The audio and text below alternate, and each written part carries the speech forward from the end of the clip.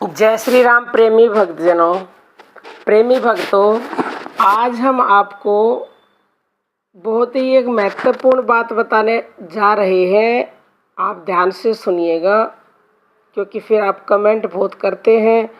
और अगर आप नए साधक हैं तो हमारी जो प्ले लिस्ट है डिस्क्रिप्शन में उनका लिंक है, धीरे धीरे उनके सभी वीडियोज़ को देखिए। आपको हर प्रश्न का उत्तर मिलेगा क्योंकि हमने सब कुछ बता रखा है, क्योंकि नए साधकों को पता नहीं होता और फिर वो बार बार कमेंट करते, तो इसलिए रिक्वेस्ट है वो सारे वीडियोज़ को धीरे धीरे करके देखें।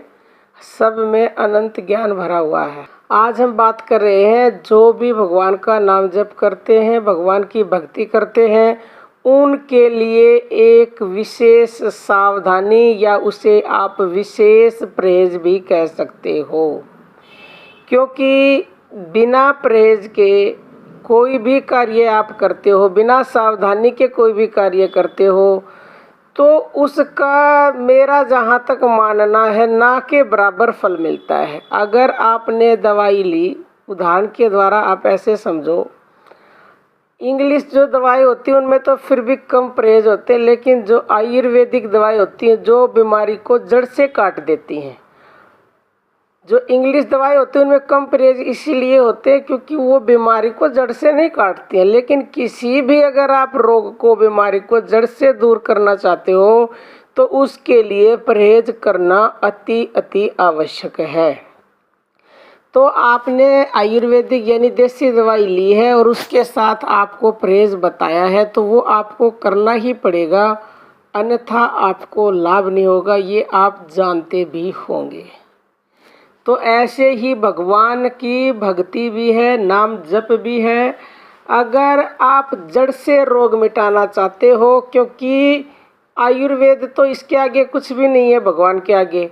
भगवान आपके रोग को जड़ से ही नहीं, वो आने वाले कई जन्मों तक के लिए मिटा देंगे। पिछले जन्मों में जो किए हैं उनको भी जड़ से ख़त्म कर देंगे। तो इसमें तो फिर परहेज की ज़रूरत होगी ना, आप इतना तो समझते ही हैं। क्योंकि कई लोग ऐसा बोलते हैं कि आप बोलते हो विश्वास से नाम जप करो, आप बोलते हो मन को एकाग्र करके करो, मेरे लिए बोलते हैं सब। लेकिन तुलसीदास जी ने कहा कि भाव कुभाव अनख आलसु नाम जपत मंगल दिशि दस हूँ। तो सबसे पहली बात तो आप यही समझ ले, तुलसीदास जी ने भी गलत नहीं कहा। उनका कहने का तात्पर्य ये है कि नाम को आप भाव से, कुभाव से, आलस से, किसी भी प्रकार से अगर लोगे तो दसों दिशाओं में मंगल होता है। मंगल होगा दसों दिशाओं में, उससे मोक्ष नहीं मिलेगा, यानी पूरा फल नहीं मिलेगा। वैसे जपने से लाभ मिलेगा, पूरा नहीं मिलेगा। जिस प्रकार किसान अगर खेत में बीज बोता है और उसने ऐसे ही भरी मुट्ठी और फेंक दिए, तो बहुत ही अगर उसका अच्छा समय है तो थोड़े बहुत बीज जम जाएंगे, हो सकता है कुछ ना जमे, पूर्ण लाभ नहीं मिलेगा। जमेंगे अवश्य, लेकिन जैसे प्रॉपर खेत को तैयार करके फिर तरीके से उसमें बीज बोता है तो उस फसल की कुछ बात ही अलग होती है। ऐसे ही अगर आप भाव कुभाव नाम जप करते हो, अगर आपका प्रारब्ध बहुत ही अच्छा है तो आपको हो सकता है कि तुरंत लाभ मिल जाए।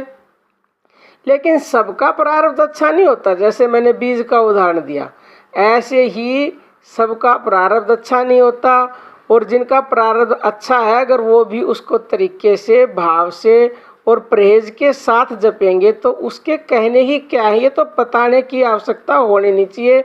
लेकिन प्रतिदिन कमेंट आते हैं, फिर हम आपको इसलिए बता रहे हैं। अब हम आते हैं अपने टॉपिक पे कि वो सबसे बड़ा परहेज क्या है नाम जप में। नाम जप करने वालों को, भक्ति करने वालों को जो करना ही चाहिए अगर आप पूर्ण फल की प्राप्ति चाहते हो तो। देखो, नाम जप जब आप करते हो तो आपका मन एकाग्र होना बहुत ही ज़रूरी है, और यही वो सबसे बड़ी सावधानी है, सबसे बड़ा परहेज है। क्योंकि अगर आप नाम जप करने बैठे हो और आपने आंखें बंद कर रखी हैं और आपका मन वहाँ उपस्थित नहीं है, भगवान में मन नहीं लगा है, तो आप चाहे कितने ही घंटे करते रहो, थोड़ा बहुत अगर लाभ मिल गया तो वो नाम का ही मिलेगा, ना से हाँ बढ़िया है। जिस प्रकार बच्चा अगर किताब खोल के बैठ जाए और किताब को खुली रख रखी है उसने आगे पढ़ने के लिए, लेकिन मन उसका कहीं और है, किताब में है ही नहीं, तो उसका एक आधा अक्षर को एक आध सेकंड के लिए मना है, वो दिमाग में चला गया, भलाई चला गया, किस्मत अच्छी हो सकता है वो प्रश्न पेपर में भी आ जाए तो वो पास हो जाए, नहीं तो उसको पास कोई करवा ही नहीं सकता, फेल होएगा वो पक्का, क्योंकि उसका ध्यान तो किताब में रहता ही नहीं है।